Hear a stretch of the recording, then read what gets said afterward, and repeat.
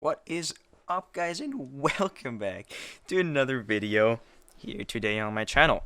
And today we're gonna go over how to make, oops, I just looked away, how to make the Oostenbroek effect. And it's gonna be really awesome, as you've seen in the thumbnail already. It looks pretty nice.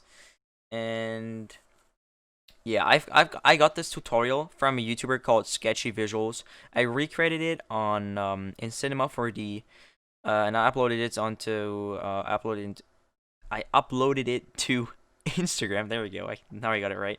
I uploaded it to Instagram a couple of days ago, and I re-uploaded it yesterday, and it looked a little bit better. So I uploaded that yesterday, and I follow his tutorial. His tutorials are awesome.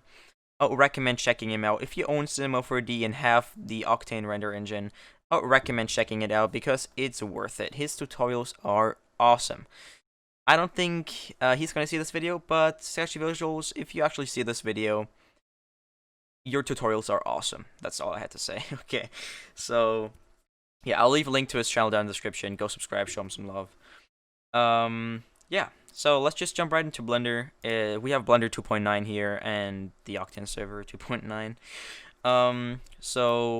We're gonna start off by just deleting the light and the default cube as always. Rip default cube. And the first thing we're going to do before we change our scene here, we're going to add an HDRI in. And as always, I forget to change to Octane. So we're going to we're going to change to Octane here. Change to our direct lighting to path trace. I'm not going to forget it this time. And then we're going to change our Octane environment to a texture environment. Boom. And then up at the top here, our texture is going to be a image texture. You're just going to click on the yellow dot here. If you're still using 2.8, which I doubt, you just gotta click onto it. It's gonna show you what you can select. So yeah, just click on there, open, and I'll be right back. So this HDRI is linked in the description. You can download it. And yeah, here it is. It looks something like this. It's a studio, as you could have guessed by the name. And where I get my HDRIs from, HDRI Haven. There's a ton of ton of HDRIs there that are all free. They're amazing. Go check them out as well. So, yeah, our HDRI is looking kind of bright because if we get a just like a cube in here or something, it'll blow our eyes out. Look at that, how bright that is.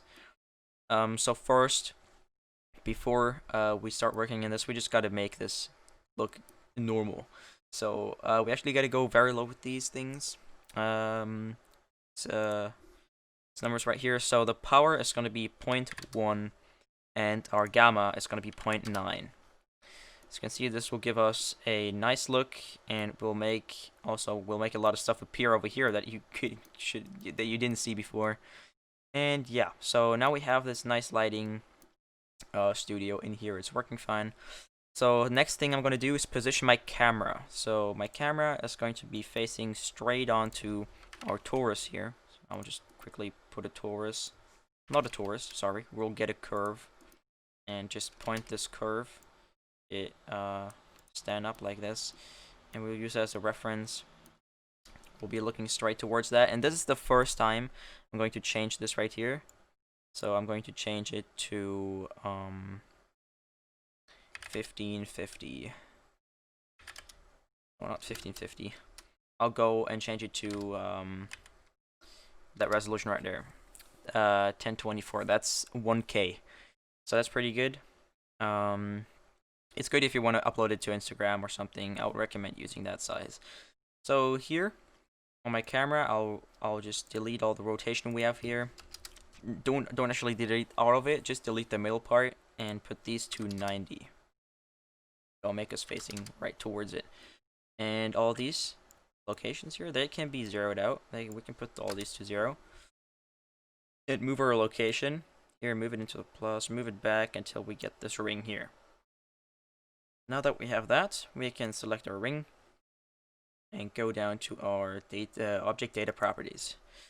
And down here in the geometry, we will change our depth to 0.2, and our resolution is going to be 16. Just position my camera a little bit better here. There we go. And rotation. So on here, on our ring here, we will go to the proper modifiers and add a simple deform modifier. We'll put this angle to 123 degrees. And then we have this right here. And then we can start rotating it to get that nice twisted look. And I'll actually go with something similar to the thumbnail, which looked something like this. Yeah. I'm creating the thumbnail right now. What am I talking about? I'm creating something similar to the picture that was uploaded on Instagram. So right here, we have that. That's looking good. And next step right here is actually to add our textures. So we can start texturing right away. I'll drag open a new window here. Change it to shader editor at the top. I press N to get rid of this right here. And just drag it into. And yeah, with it selected, we'll click on new up here. And we will make I'll call it main. And then I'll just hide the selection, everything that's selected, to see it better because it's kind of obstructing the view. And here, I will delete this glossy material and get a metal. If I could type it right, there we go. Metal material, and put that into the surface. And this is already looking really nice, but we want to bump this roughness up to 1. And yeah, so let's continue down here with the displacement. So what we're going to do is we're going to displace our object with a noise texture, with a just distorted noise texture. And we want to get a displacement, but we don't want to get texture displacement because noises don't work with texture displacements. We want to get a vertex displacement. This vertex displacement is going to be plugged into our displacement. And right here, we'll plug in into the vertex displacement. We'll plug in a noise texture. Noise, just like that. And I'm going to use the turbulence noise.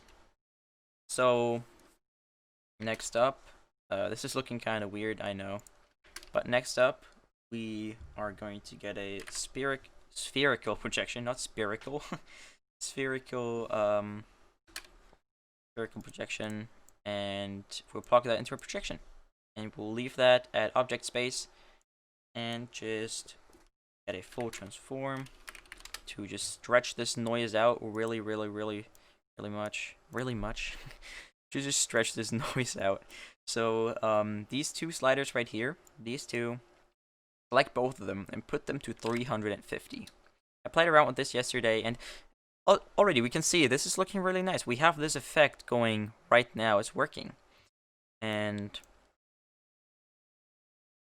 it's a little bit much on the displacement. We can just change that by going over to our height here, and I will just take 0.2. Yeah, that was good. Perfect. 0.2, maybe even 0.2, 0.5. 0.25. There we go. 0.25. What I like. And I'll also get subdivision level down here. Don't go and drag this. Get my table there.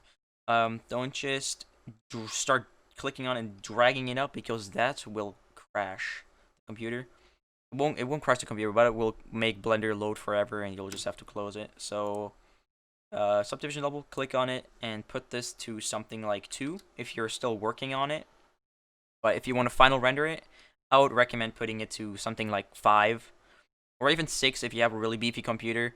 My computer, I have 16 gigabytes of DDR4, a 2070 Super, and an Intel Core i5 9th generation, Intel Core i7 9th generation, and I can't render this thing with 5 subdivisions. It's gonna give me an error. So I would go with 4 or something, or most plausible. So I would take 4. And on here, I actually forgot, on the scale right here, we can go and change this to something like 0.6 maybe. So we just get more of these like purple lines in there. So 0.3 maybe. Yeah, 0.3 is looking, yeah, 0.3 is looking pretty good. Displacement, I'll tone it down a bit as well. Yeah. Okay, yeah, that's looking good. On our modifiers, go to them, and I'll actually also add a subdivision surface just to give it more lines. As you can see, it just adds more detail to it. Just leave it at default here. And yeah, on the scale right here, if you see some seams somewhere, I don't really see a seam right now. It's probably it's probably over here somewhere. If I could find, I don't want to search for it because it's gonna be in my corner of my eye then. Okay, so if you see a seam, just change the scale here to something like, I'm not kidding, just change this to like 10,000. It'll fix it most probably. Let's actually put it to 10,000. And I'll just stretch the heck out of this noise and make that seam just get rid of itself. So, but I'll just keep this at this. Sorry, my phone vibrated there. I'll just keep it at that, and I'll carry on. So, next thing is we're gonna add a gradient texture, and plug our noise texture here, the output, into our texture, and that into our specular. You'll see it gives us something black looking, and the higher parts here are gonna be white, which is pretty cool, you know. But I'm actually gonna go with the color that I had used on my Instagram post, which is this skin-ish color, somewhere down here.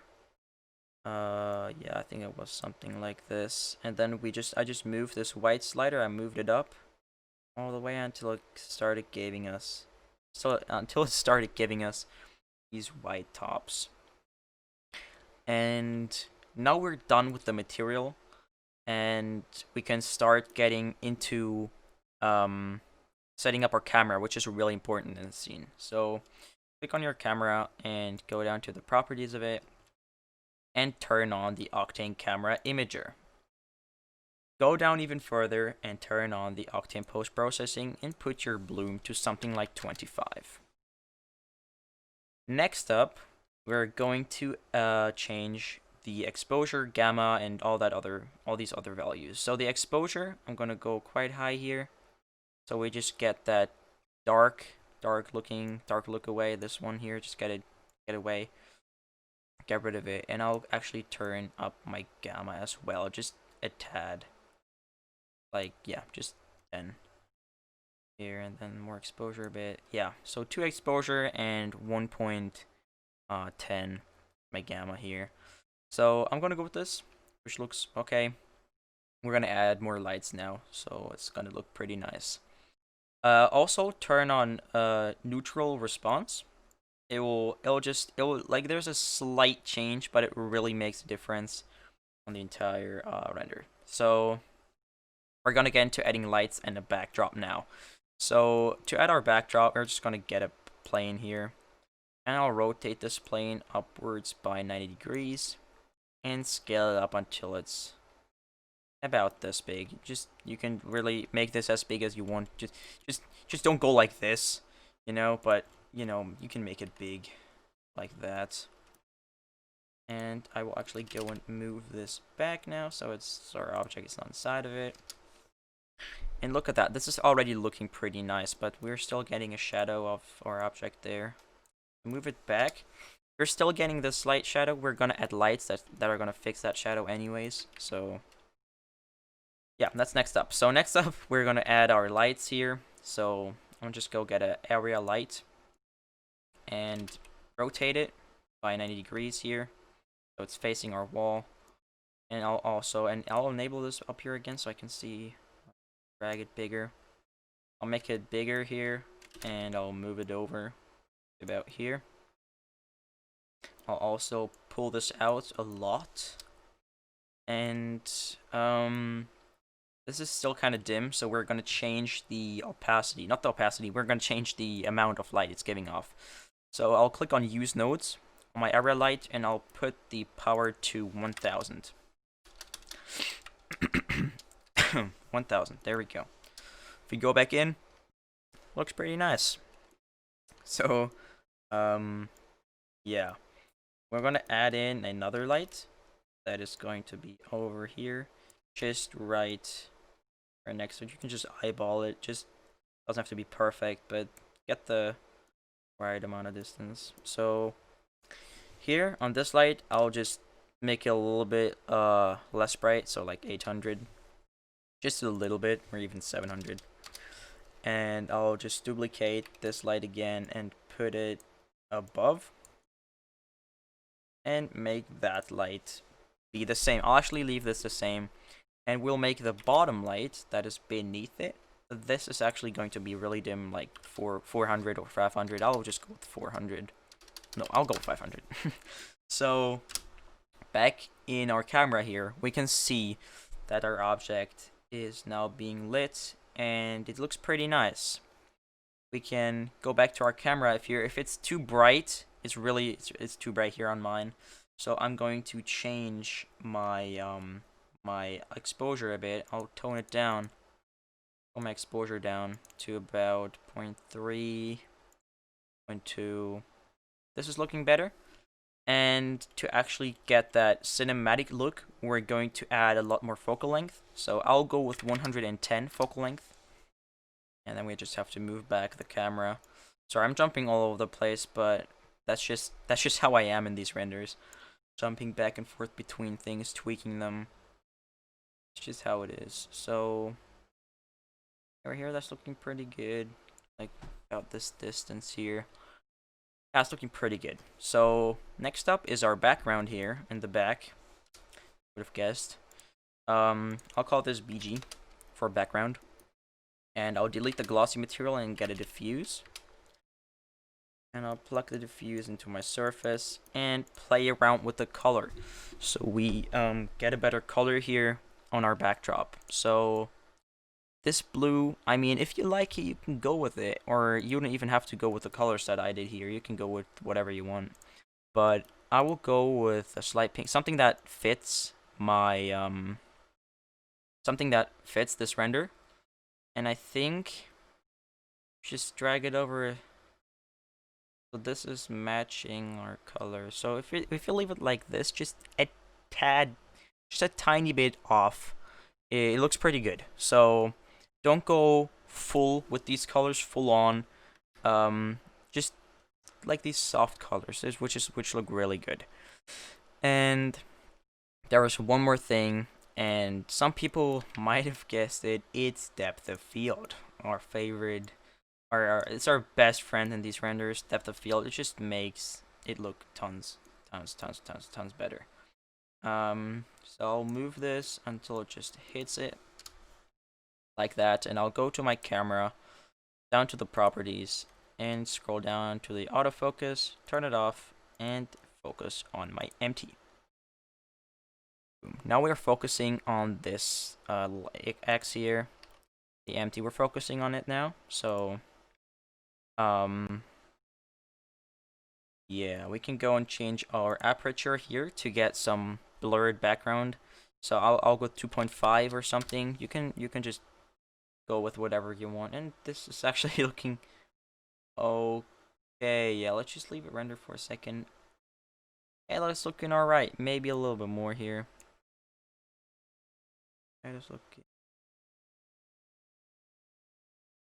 Yeah, this is looking good. I'll go something like this. So yeah, this is what I'm going with. So this is it. This is your final render. I think this looks really awesome. You can go with like whatever color you want. Seriously, you can go with some like a dark mood with no background, with like a dark background and just a little bit of lighting. So it's like dark night lighting with like, you know, just be creative. And before I render, I will go and change my subdivision level to 4. I don't know, this might lag out the render a bit. Let's see. Okay, no, I hope it's fine. Yeah, so now we're getting rid of these still these like cracks and overlapping we had back here, and low poly looking kind of stuff. And yeah, this is our final render. If you guys enjoyed, smash that like button and subscribe. Go follow me on Instagram. Link is down in the description below. The download link to this HDRI is also going to be down in the description. And yeah, go follow Sketchy Visuals. Also, go follow him on YouTube. Go subscribe to him. I don't know if he has Instagram. But yeah, you'll see over there. I'll see you next time. Stay creative.